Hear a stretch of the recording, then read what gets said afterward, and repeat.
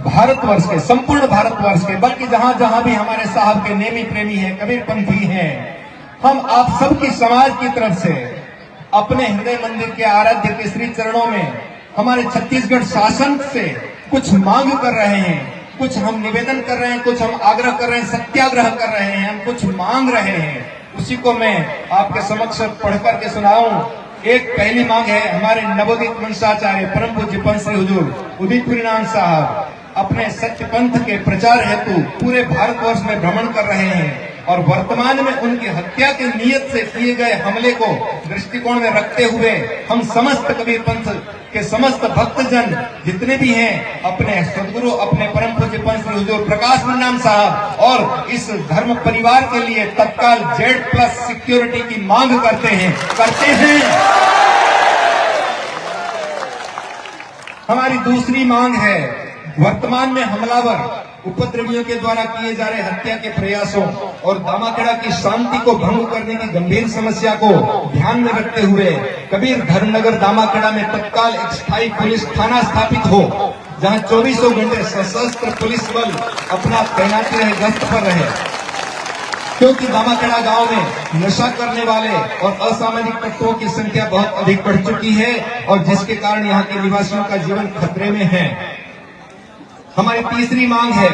कबीर धर्मनगर दामाखेड़ा में 120 वर्षों से कबीर पंथ का यह बड़ा सुंदर केंद्र, प्रमुख केंद्र रहा है, जो छत्तीसगढ़ राज्य का प्रमुख पर्यटन स्थल भी है और यहाँ पर वर्ष भर में देश विदेश से लाखों दर्शनार्थी भ्रमण और दर्शन के लिए आते हैं। लेकिन छत्तीसगढ़ शासन की तरफ से जो पर्यटन विभाग है, उनके द्वारा भक्तों के लिए किसी भी प्रकार की कोई सुविधा मुहैया नहीं कराई गई है,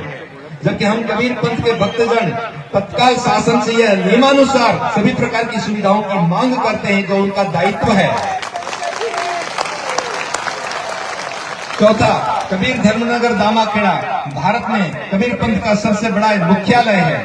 यहाँ जन सुविधा जैसे शौचालय जैसी प्राथमिक सुविधाओं की भारी कमी है। मानवीय दृष्टिकोण से यहाँ आने वाले भक्तों की लाखों की भीड़ को ध्यान में रखते हुए हम शासन से तत्काल 500 शौचालय और 1 लाख लोगों के ठहरने के लिए धर्मशाला बनाने की मांग करते हैं।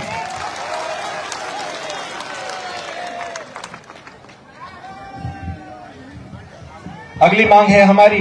कबीर धर्मनगर दामाखेड़ा में मांस और शराब की सार्वजनिक बिक्री पर वर्ष 1988 से ही रोक लगी हुई है, लेकिन प्रायः देखा जाता है कि शराबी और उपद्रवी तत्व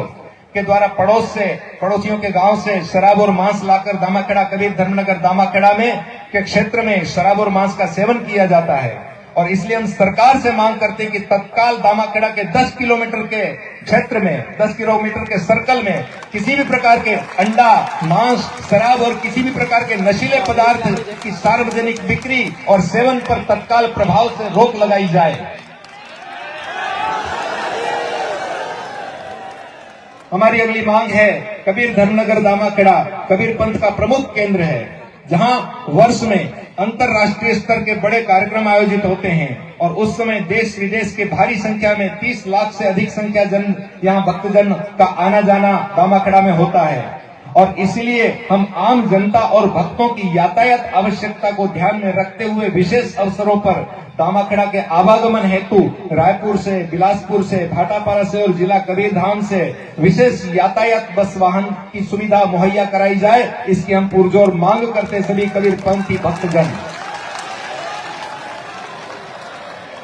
और हम सदगुरु कबीर धर्मनगर दामाखेड़ा की सुरक्षा को ध्यान में रखते हुए दर्शन या पर्यटन स्थल को यहाँ पर एक बाउंड्री सुनिश्चित की जाए, जहां पर सुव्यवस्थित रूप से सड़कें बनाई जाए, बाईपास निकाले जाए और आवश्यक और अनावश्यक सड़कों को तत्काल बंद किया जाए। और साथ ही शासन से मांग करते हैं कि दामाखेड़ा के सभी प्रमुख दर्शनीय स्थल और संपूर्ण आश्रम सहित जितना परिक्षेत्र है उसको घेरे के अंदर सुरक्षित किया जाए। हमारी अगली मांग है, कबीर धर्मनगर दामाखेड़ा में मेले के अवसर पर लाखों और करोड़ों की भीड़ को दृष्टिगत रखते हुए कम से कम 50 एम्बुलेंस, 5 मोबाइल ऑपरेटर्स के टावर और सभी प्रकार के स्वास्थ्य कैंप, ICU सहित औषधियां और विशेषज्ञ चिकित्सक की सेवाएं हमें प्रदान की जाए। यहाँ कबीर पंथ के भक्तजन इसकी पुरजोर मांग करते हैं।